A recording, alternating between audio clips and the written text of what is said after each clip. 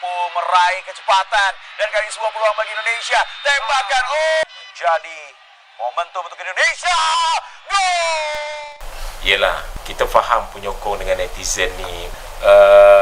Peminat tak boleh marah FM pasal kita dah buat terbaik untuk KPG.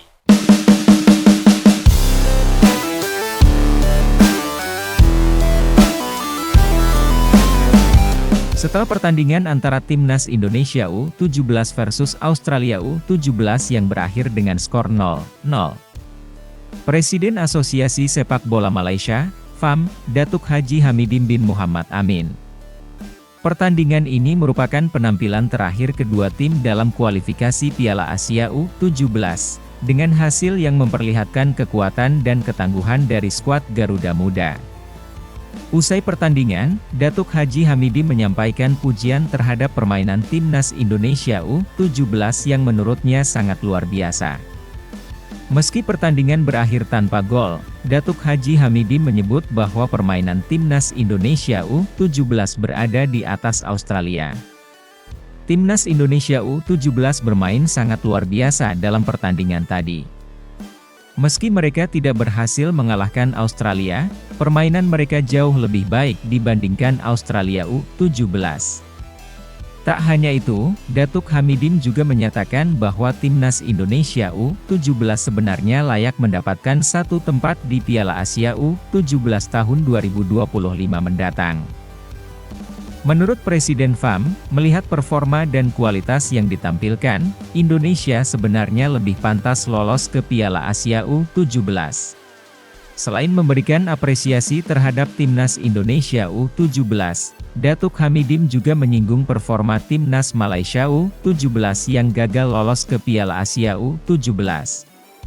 Di mana Malaysia harus menerima kenyataan pahit karena gagal lolos ke putaran final Piala Asia U17 2025 usai ditahan Laos dengan skor 2-2.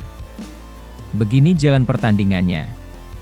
Timnas U17 Australia dan Timnas U17 Indonesia bermain imbang 0-0 dalam babak penyisihan grup G kualifikasi Piala Asia U17 tahun 2025 di Abdullah Al Khalifah Stadium, Kuwait, Minggu, 27 Oktober tahun 2024.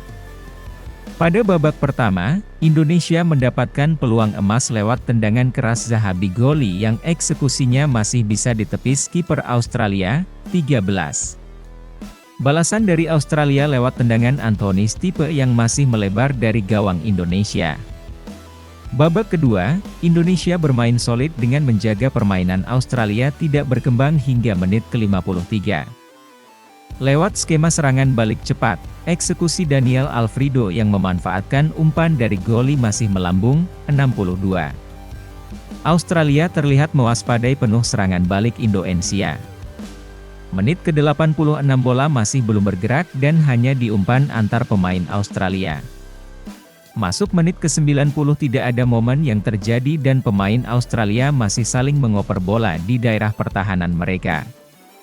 Skor imbang 0-0 bertahan hingga akhir laga. Berita kedua. Begini pernyataan Ketua Umum PSSI yaitu Erick Thohir usai pertandingan Timnas Indonesia U17 versus Timnas Australia U17 dalam laga kualifikasi Piala Asia U17 tahun 2025.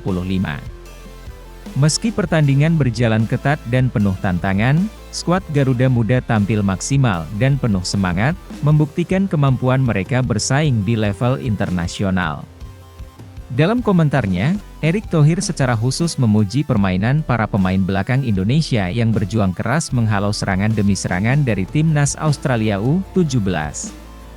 Erick Thohir menyoroti peran bek muda, Matthew Baker, yang tampil luar biasa dalam menjaga ketat tiga pemain depan Australia yang dianggap paling berbahaya, yaitu Quinn McNichol, Nicolas Alvaro, dan Anthony Didulica. Matthew Baker bermain luar biasa. Tugasnya tidak mudah mengawal pemain-pemain seperti McNichol, Alvaro, dan Didulica yang punya kualitas tinggi. Tapi dia menjalankan instruksi dengan sangat baik dan tidak gentar menghadapi tekanan dari mereka. Pujian juga diberikan kepada Putu Panji dan Raihan Apriansyah, yang tak jarang berhasil mematahkan serangan-serangan Australia. Performa ketiga bek ini membuat lini serang Australia mengalami kesulitan membangun permainan. Erick Thohir menyebut bahwa pertahanan solid inilah yang menjadi kunci keberhasilan timnas Indonesia U17 dalam menghadapi Australia. Selain Matthew Baker, Putu Panji dan Raihan Apriansyah juga tampil memukau. Mereka sangat solid di belakang dan beberapa kali berhasil mematahkan peluang lawan. Ini menjadi bukti bahwa kualitas pertahanan kita semakin baik, dan ini adalah modal penting untuk pertandingan-pertandingan selanjutnya. Sebelum pertandingan, pelatih timnas Indonesia U17, Nova Arianto, telah memberikan instruksi khusus kepada Matthew Baker untuk menjaga ketat beberapa pemain utama Australia yang dikenal memiliki kemampuan menyerang tinggi. Erick Thohir mengapresiasi kemampuan Matthew dalam menjalankan instruksi tersebut dengan baik. Selain memuji para pemain, Erick Thohir juga memberikan apresiasi kepada pelatih Nova Arianto yang berhasil merancang strategi efektif. Permainan timnas Indonesia U17 yang solid dan penuh determinasi ini diyakini Erick dapat menjadi bekal penting dalam menghadapi pertandingan-pertandingan ke depan. Namun, pertandingan tersebut tidak luput dari beberapa insiden provokasi yang dilakukan oleh pemain Australia. Erick Thohir menyoroti ketenangan Matthew Baker yang beberapa kali mendapat pelanggaran dari gelandang Australia, namun tetap fokus dan tidak terpengaruh oleh tindakan lawan. Ini menunjukkan kedewasaan pemain kita, khususnya Matthew Baker. Dia tetap fokus meskipun beberapa kali mendapat provokasi dari pemain Australia. Sikap seperti ini yang kita butuhkan dari para pemain muda.